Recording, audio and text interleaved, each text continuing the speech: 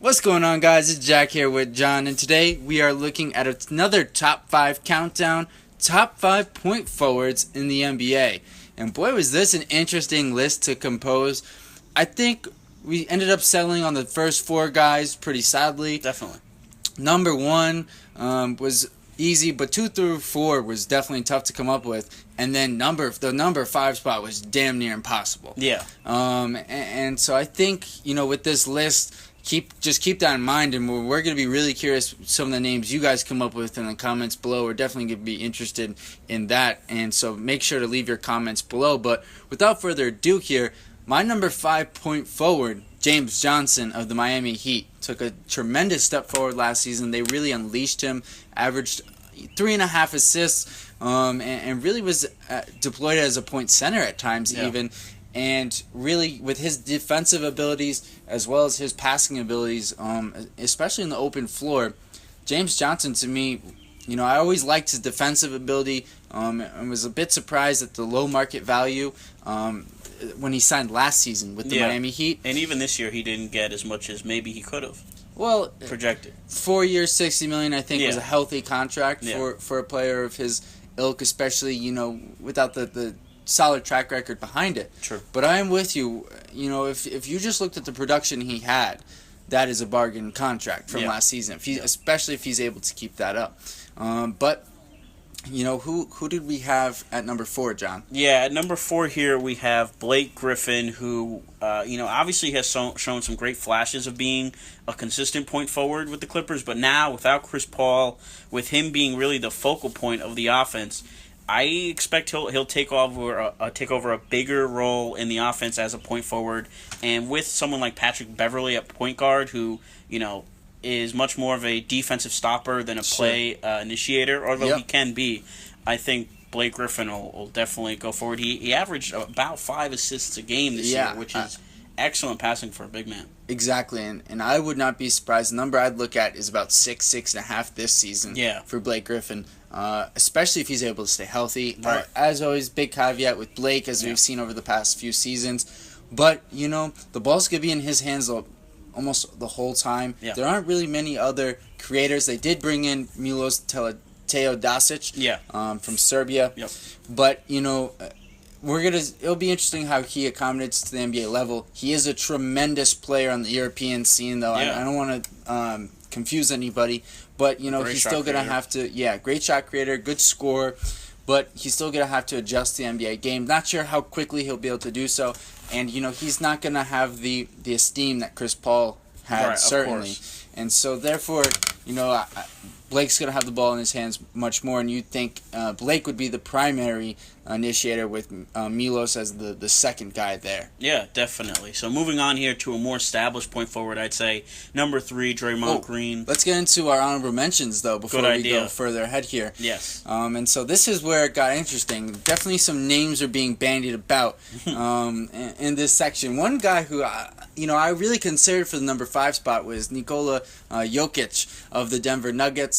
I guess he'd be more of a point center, but his passing ability is tremendous. They obviously run their offense through him. Emmanuel Mudiay is well aware of that, as he's seen the ball leave his hands quite a bit the past season here.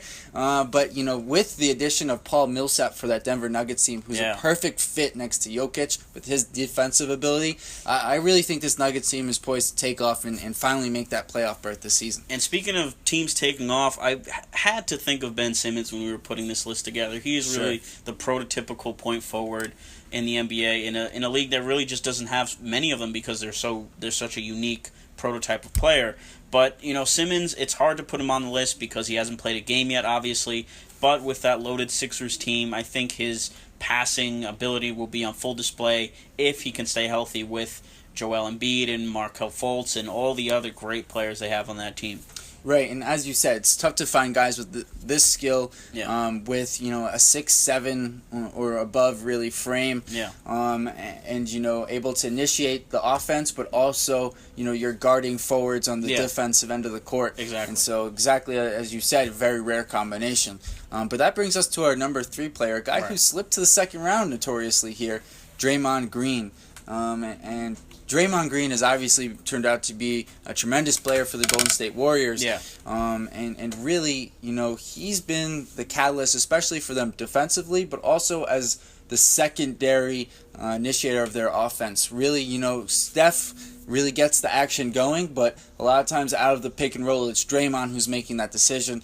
And really, he's emerged as one of the top point forwards, in this game. Yeah, and not just, of course, being an initiator, but also being able to guard 1 through 5. Sure. Being able to, shoot, shoot from a set position and, create a little bit here and there. So just really, definitely, he's the type of guy that players are looking, or GMs are looking for more and more, but there's not too many of them. Yeah, I love the line that GMs are looking for the next Draymond Green. Like, he's going to just show up. There's not that many out there. Yeah, it's not going to happen. Yeah, exactly. It was a rare thing, and he's turned, and, also it ended up being a great fit for the team he went to.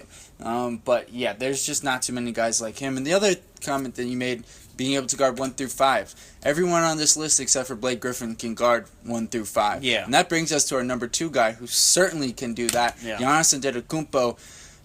I think he's the second best player in the Eastern Conference. I'd agree with you. He's 22 years old, okay? Yeah. It's kind of ridiculous how quickly he has gotten better each and every season. Last season, he just took his game to a whole nother level. Yeah. He's also on our top 5 shot blockers list, Yeah. just to show his tremendous versatility at near 7 feet tall, able to both play all 5 positions on offense and cover them on defense. Yeah. Just a tremendously gifted player, and I'm excited to just see where his game can go to. It almost just seems unlimited at this point. Yeah, he's kind of like a Kevin Durant crossed with Magic Johnson a little bit in that way. Yeah, he doesn't have the shooting acumen yet, but that seems to be improving leaps and bounds each year. I wouldn't be surprised if his three-point shot really comes into its own this season, just based on his improvements throughout his career, how he's able to take these leaps each and every season. Kind of similar to a guy in San Antonio, Kawhi Leonard, who just seems to improve every single year, has one skill that is just, giant leap and improvement better each season. Yeah, and finally, our number 1 point forward, of course, LeBron James, and he's been doing it for so long. What can you say about LeBron that hasn't already been said a million times? He's just a great play initiator, one of the best basketball IQs in the history of the game. Right. Multiple teammates have come forward and said, his photographic memory is just amazing. And, it helps when he's out there on the court, commanding the offense, getting the ball where it needs to go, setting his teammates up with great opportunities to make plays, and just consistently year in and year out, a great player in every facet of the game. Yeah, absolutely. I think you hit the nail on the head when you said his basketball IQ. It's really the separator between LeBron and most players in the NBA. Yeah. He just knows what you're trying to do, and he knows exactly what he wants to do on the court, and is able to create those mismatches, those opportunities for his team to find success. But thanks, guys, for listening. Remember to like, share, comment, and subscribe if you aren't already for great NFL and NBA draft content. Thanks for listening, guys. We're out.